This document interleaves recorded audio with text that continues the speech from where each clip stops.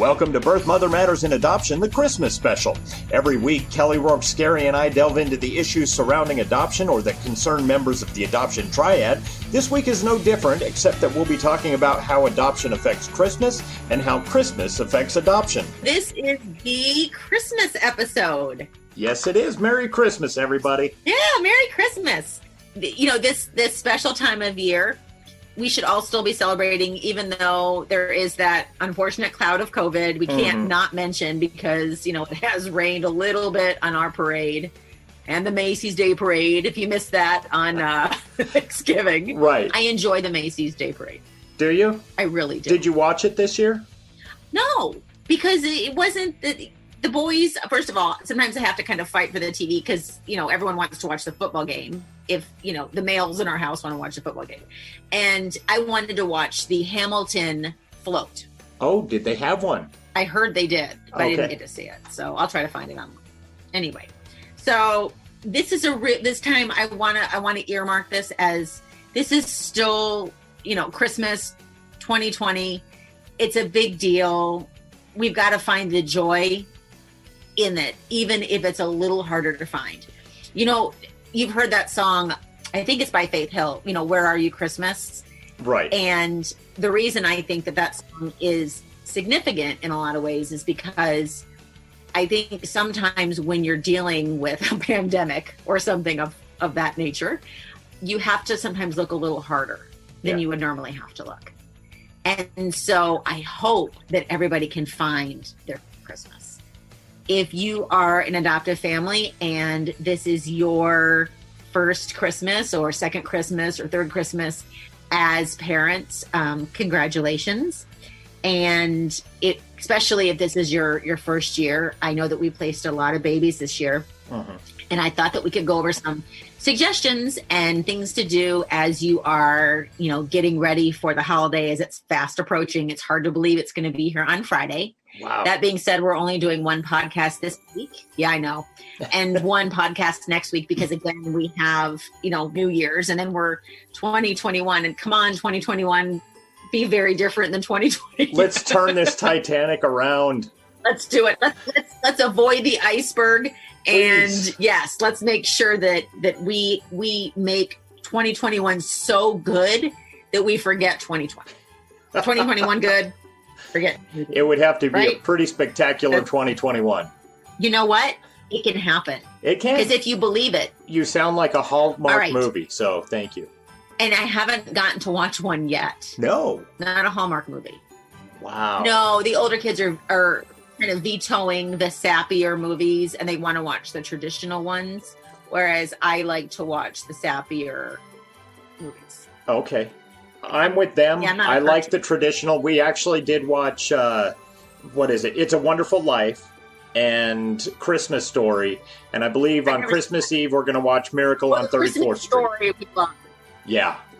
Oh, the Christmas Story. Oh, the Christmas Story is that ties for me with Christmas Vacation. I need to send you, I'm going to send you a picture and it'll be a comparison. It's a picture of me when I was a little kid and a picture of the Christmas Story family. I looked exactly like Ralphie in that movie. You did? I did. You know who else looked exactly like Ralphie up until about 2 years ago was Connor. Really? You thought Our so, son, huh? Connor. I'd have to look again because I never saw that connection. I will do that comparison as well. Okay. Maybe we'll put them up online somewhere. Maybe we will. Maybe we will. I'll have to get his permission first, but maybe we will. Fair enough. Okay, so to kind of enhance the holiday fun, having this be, you know, your first year as parents, baby first ornaments are always fun. Just because you adopted, don't feel that you have to have, you know, adopted baby's first Christmas. This is your baby. You don't have to have everything say adopted on it. You know, you're a mom. You can remove the adoption title if you so choose. But you don't have to label yourself or your child. If you have an open adoption, do remember the birth parents. This is a time of year where they will struggle too. And if you have an open adoption, you're going to be setting a precedent of years in the future. And so what you do now will be expected in the future from them. And so make sure that you set up a tradition that you are willing, able, and want to continue. Maybe sending a special ornament on the tree every year in honor of them, and dating it and sending them a picture of it. Say, hey, this is the ornament of you guys this year. Maybe you can get a picture from them and put a little picture, in an ornament on the tree with the year. You can send them a special text message or little short video.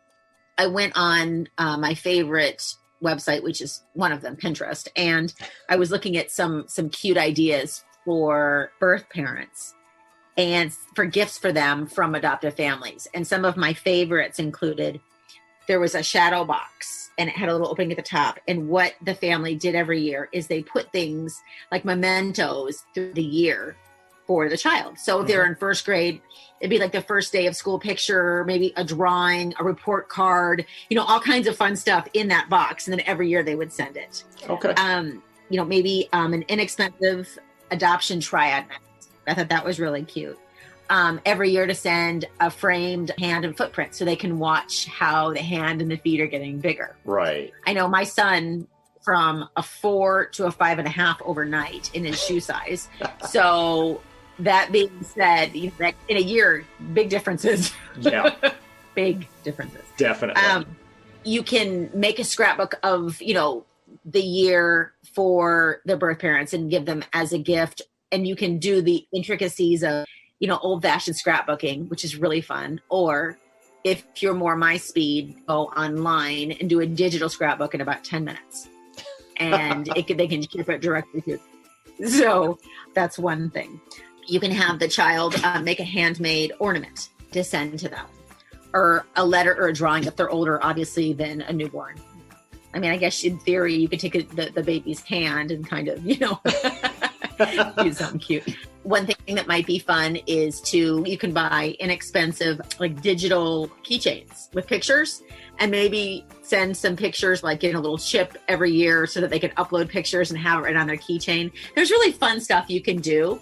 It just takes, Pinterest and some time to put it together. Right. Also, remember, this is where you're going to establish family traditions. So if this is your first Christmas as a family, you're setting the precedent going forward. In the past, I had always invited, and, I know that kids are listening to our podcast too. So with that in mind, we'd always invited the elf on the shelf into our house. And the last probably 5 years, he didn't happen to make it. And this year, my 9-year-old came and said, he needed to know where the elf on the shelf was. He wasn't checking on him. And when I explained that, he'd just been so great the last 5 years that Santa didn't need to send his elf to keep an eye on him. But since he's been so naughty this year, the elf has returned.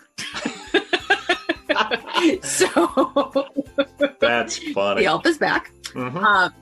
Yes. And keeping an eye on him. He was very excited. Not that he's been naughty, but he's very happy that the elf has since returned. So, yes. Like I said, it's just the little things.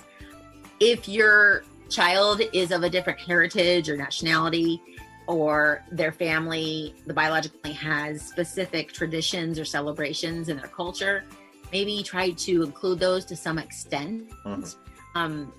I know that in Germany, they do things where, I think it's Germany, where they put shoes outside the bedroom door. And then I think it's St. Nick that will put something in the shoes or something like that. And so there's little things that you can incorporate into what you do for the holidays. I know that I think another country does special like jam in donuts of some sort. It's like a Polish dish that I really don't care for. But my children, other family, their dad's family makes these interesting concoctions that they would eat every year. Right. And so, if that's the case, then maybe make those or try to. Right. The other thing that you want to be mindful of is if you are adopting and you already have children in the home and they have to share the holidays for the first time, that can be kind of scary for a child.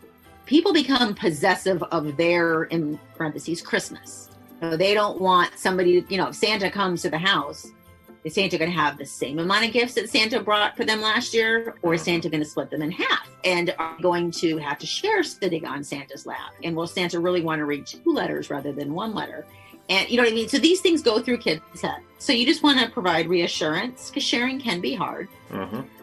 Christmas will look different with another child in the home or a new baby. And it just being mindful and prepping them that, the more the merrier. Use that.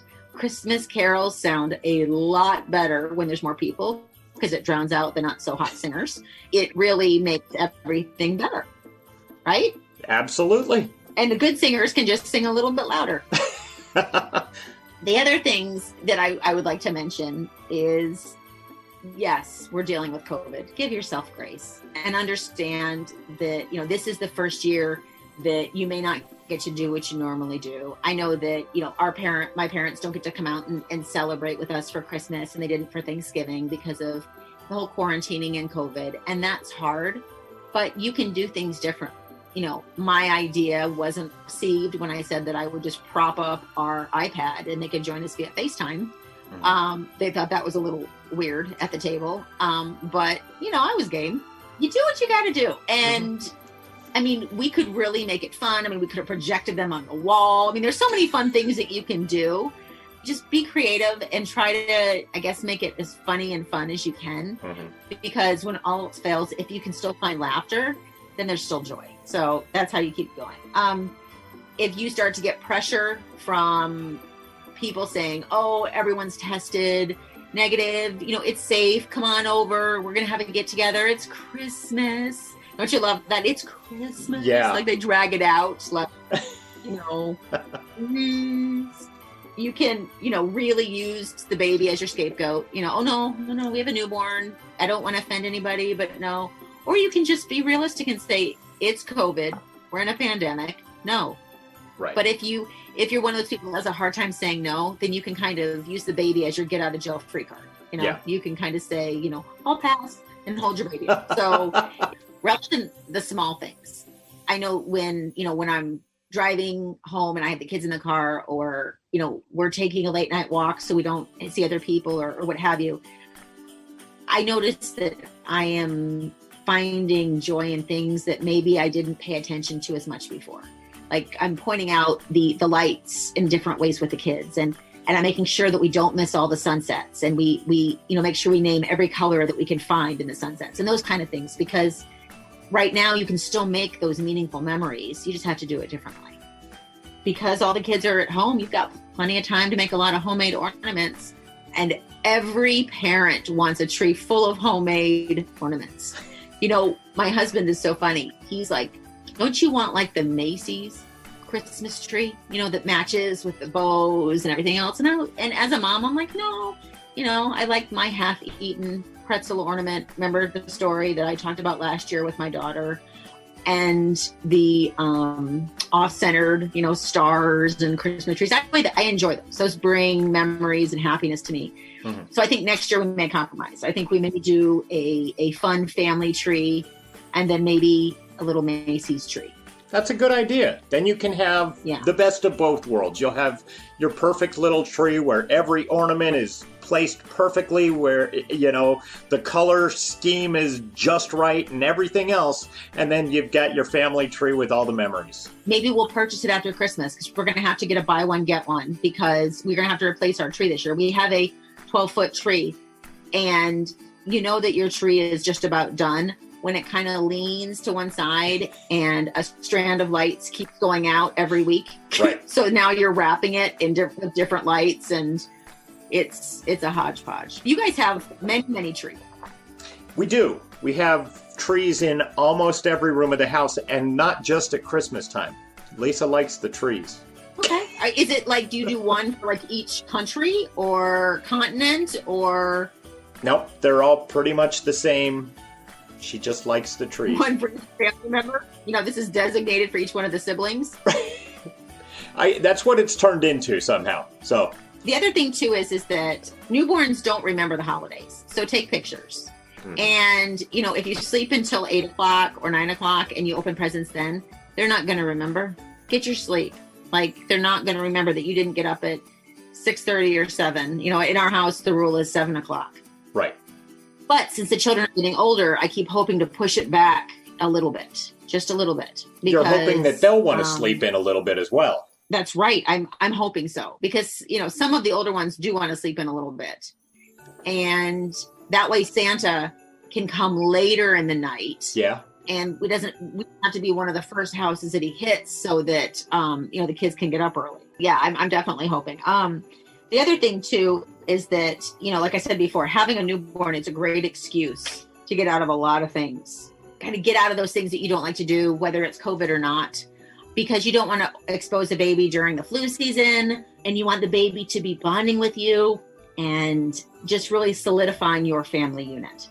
Remember, take lots and lots of pictures, videos, journal, blog, do all of that fun stuff. Hopefully that you have time for it, since you do get to spend a little more time at home. The fact that it is COVID season. When you are cleaning out toys to make room for new toys or new decorations, remember, donating is always a very good thing. And if you can donate, do that as well. And if your friends or family ask for gift ideas for your new baby, remember, babies don't really need much. I mean, you can only have so many rattles and so many clothes in size 0 to 3 newborn before they grow out of them. And so one thing that I loved getting when my children were little was like maybe even $25 CDs that matured when they turned 18 or 21 that could help with college, or maybe they could donate to a college fund that you're setting up. You know, just thinking about their future rather than about how many toys a newborn can open on Christmas. I think that, you know, this time of year, it's really important to remember, and, you know, being safe and healthy and being with your family is the most important thing. And as we all celebrate Christmas, especially for families that have adopted in this past year or are in the adoption process or even considering adopting, remembering the birth parents is really important, because as happy as you are this season, they are most likely struggling a little bit as well. And letting them know that you're thinking of them and that the baby's doing well will be the best gift that you could possibly give them. And so from our families to yours, we wish you the merriest of Christmases. Merry Christmas, everybody. Thank you for joining us on Birth Mother Matters in Adoption. If you're listening and you're dealing with an unplanned pregnancy and want more information about adoption, Building Arizona Families is a local Arizona adoption agency and available 24/7 by phone or text at 623-695-4112. That's 623-695-4112. We can make an immediate appointment with you to get started on creating an Arizona adoption plan or just get you more information.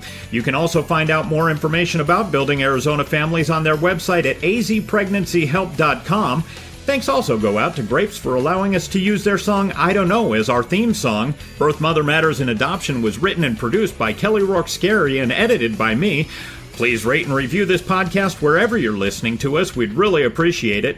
We also now have a website at birthmothermatterspodcast.com. Tune in next time on Birth Mother Matters in Adoption. For Kelly Rourke Scary, I'm Ron Rains.